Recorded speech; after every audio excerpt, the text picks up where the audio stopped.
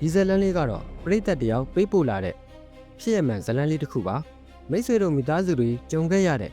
ထိတ်လန့်စရာဖြစ်ရမှန်ဇလန်တွေကိုလည်းကျွန်တော်စီကိုရေးသားပေးပို့နိုင်ပါတယ်ကောင်းဆုံးဖြစ်အောင်အမှတ်တရဖြစ်ပြန်လည်တင်ဆက်ပေးပါမယ်ကျွန်တော်ကတော့တင်ဆက်သူထွတ်မြတ်ပါ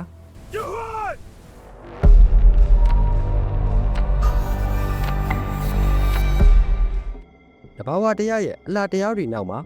ကျွန်တော်တို့မမြင်နိုင်တဲ့စမ်းကြဲတဲ့အမောင်တုတွေရှိနေတတ်ပါတယ်ခုကျွန်တော်ပြောပြမယ်ဖြစ်ရက်ကတော့နန္ဒာအသက်6နှစ်အရွယ်ကရခိုင်ပြည်နယ်မင်းပြားမြို့နယ်မှာကိုယ်တိုင်ကြုံတွေ့ခဲ့ရတဲ့ဖြစ်ရမှန်ဇလန်းတစ်ပုဒ်ပဲဖြစ်ပါတယ်လွန်ခဲ့တဲ့နှစ်ပေါင်းများစွာကျမအသက်6နှစ်အရွယ်တုန်းကပေါ့ကျမတို့မိသားစုဟာရခိုင်ပြည်နယ်မင်းပြားမြို့နယ်တဲကရွာလေးတစ်ရွာမှာနေထိုင်ကြပါတယ်ကျမတို့မိသားစုကဆင်းရဲရှာပါတယ်အဖေနဲ့မိဟာမနဲ့မိုးလင်းရင်ထမင်းတက်နဲ့စားရဖို့အတွက်ညနေတကောင်ကျော်မှာချောင်းထဲမြောင်းထဲကိုတွားပြီးတော့ပိုက်ကုန်နဲ့ငါးဖမ်းကြရတယ်အမေကအဲ့ဒီငါးတွေကိုမနဲ့မိုးလင်းတာနဲ့ဈေးထဲမှာတွားရောင်းပြီးဆန်ဖို့ရှာရတာပေါ့တနေ့တော့အမေကအဖေကိုအကြံပေးတယ်တော်ရင်တို့ဒီလိုပဲငါးဖမ်းနေလို့တော့မထူးဘူးသူများရဲ့နွားတွေကိုအငှားကြောင်းပင်ရင်အပေါ်ဝင်ဝင်ရမယ်တဲ့ဖေကလည်းသဘောတူတာနဲ့ကျမတို့မိသားစုဟာရွာနဲ့မနီးမဝေးမှာရှိတဲ့တောင်တန်းကြီးတွေရဲ့အနားမှာတိတ်ထိုးပြီးတော့နွားကြောင်းကိုပြောင်းလာခဲ့ကြတယ်ကျမတို့နေတဲ့နေရာကဘယ်ဘက်ကိုပဲကြည့်ကြည့်စိမ့်ဆိုးနေတဲ့တောင်တန်းကြီးတွေဝိုင်းနေတာငငယ်ကလေးက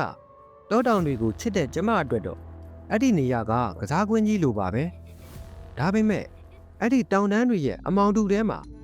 ဘာတွေရှိနေမလဲဆိုတာကျမမသိခဲ့ဘူးတနေ့ညနေဆောင်ပေါ့နေဝင်ရိုးကြီးအချိန်ရောက်တော့ကြောင်းထားတဲ့နွားတွေအကုန်လုံးနွားတင်းကုတ်ထဲကိုတကောင်ပြီးတကောင်ပြန်ဝင်လာကြတယ်ဒါပေမဲ့ခေါင်းမာတဲ့နထီးလေးတကောင်ကတော့ရောက်မလာဘူးအချိန်ကညနေ6 နာရီကျော်သွားပြီမိုးကလည်းချုပ်ဆပြုတ်နေပြီအမေကလည်းရွာထဲကိုပစ္စည်းဝယ်ဖို့တွားတာခုထိပြန်မလာသေးဘူးတမီးနွားထီးလေးကြံနေခဲ့တယ်အဖေနဲ့တူလိုက်ရှာကြရအောင်အဖေကကျမကိုခေါ်တော့ကျမလည်းအဖေလက်ကိုဆွဲပြီးတော့တောထဲကိုလိုက်သွားခဲ့တယ်ကျမတို့ရှာရင်းနဲ့စနွန်းတောင်လို့ခေါ်တဲ့တောင်ကြားလမ်းရဲ့အဆုံးကတောင်ထိပ်ပေါ်မှာအေးစီစီမျက်စားနေတဲ့အဲ့ဒီနွားထီးလေးကိုတွေးလိုက်ရတယ်ဒါပေမဲ့ပြဿနာကအဲ့ဒီမှာစတာပဲတောင်ကအယမ်းမတ်တော့ကျမကိုခေါ်ပြီးတောင်ပေါ်ကိုတက်ဖို့ကအဖေအတွက်အဆင်မပြေဘူးတမီးဒီတောင်အောက်မှာခဏဆောင်နေနော်အဖေနွားကိုသွားမောင်းလိုက်အောင်မယ်ဖေကကျမကိုတောင်ကြားလမ်းရဲ့အောက်ခြေမှာထားခဲ့ပြီးတော့တောင်ပေါ်ကိုခက်သွက်တက်သွားတော့တယ်ခဏနေတော့တောင်ပေါ်ကနေအဖေရဲ့အတန်ကိုကြားလိုက်ရတယ်တမီးနွားကတောင်အောက်ကိုဆင်းမလာဘူးတောင်တန်းအတိုင်းဟိုးဘက်ကိုပြေးသွားပြီအဖေတောင်အောက်ကိုပြန်ဆင်းဖို့အချိန်မရတော့ဘူးတမီးကအခုတောင်ကြားလမ်းအတိုင်းတဲရှိရာကိုတယောက်တည်းပြန်သွားတော့မကြောက်နဲ့နော်အဖေတောင်ပေါ်ကနေကြည့်နေတယ်ကျမတုံသွားတယ်ညမောင်ကြီးရဲ့မှာတယောက်တည်းပြန်ရမယ်တဲ့လားအဖေကစိတ်မချတာနဲ့သူ့ရဲ့ပစိုးအပိုလေးကိုကျမကိုပေးခဲ့တယ်ကျမလည်းအဲ့ဒီပစိုးကိုဇကားရီတွေကဓမြတွေလိုမျိုးလုံးလေးပဲဖော်ပြီးတော့ခေါင်းကနေခြုံလိုက်တယ်အဖေကတောင်ပေါ်ကနေသမီးသွားတော့အဖေရှိတယ်လို့လမ်းအောနေပြီမဲ့ကျမကြောက်လွန်းလို့အတန်တောင်ပြန်မထွေးရဲဘူးတောင်ကြားလမ်းရဲ့အလဲလောက်မှာလူတရက်မကကြီးမားတဲ့ညောင်မင်းအိုကြီးတစ်ပင်ရှိတယ်အဲ့ဒီအပင်အောက်ကိုရောက်တာနဲ့ပတ်ဝန်းကျင်ကပိုပြီးတော့အေးစိမ်သွားတယ်လို့ပဲကျမခြေလမ်းတွေကိုခက်မြက်မြက်လှမ်းလိုက်တယ်အဲ့ဒီချိန်မှာပဲတစ်ဆက်နဲ့ကျမရဲ့နောင်နာလေးတွေတယောက်ရောက်လိုက်လာတဲ့ခြေတံကိုကြားလိုက်ရတယ်ကျမလှည့်မကြည့်ရဘူး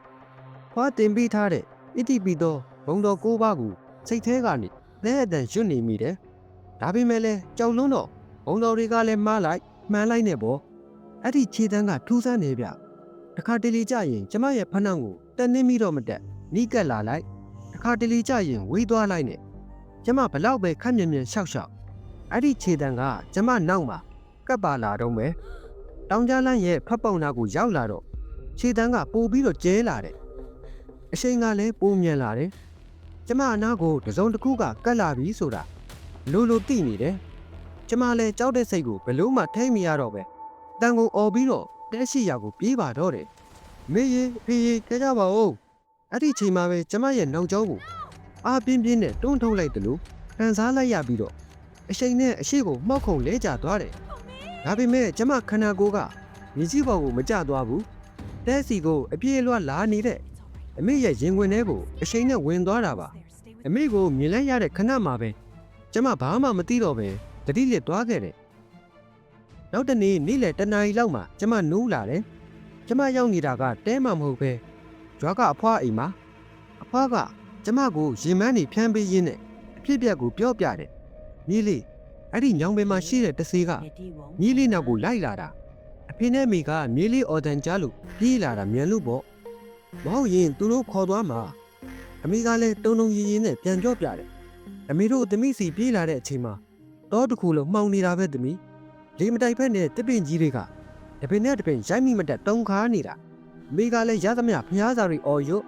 အဖေကလည်းဓာကြီးကိုကန်ပြီးတော့ဒိုးဟိုင်းအော်ပြီးတော့ဓာတ်နဲ့လှန်တန်ကစားသလိုဝှေ့ရမ်းပြီးတော့သမီးကိုရွာတိပိုးပြီးတော့ပြေးလာခဲ့ရတာတဲ့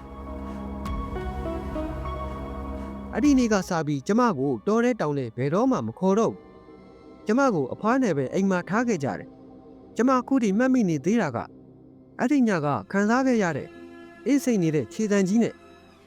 ကျမနှုတ်ကြောကိုတွန်းလိုက်တဲ့အားကြီးတစ်ခုပါပဲအခုချိန်ထိတောတောင်တွေကိုမြင်ရင်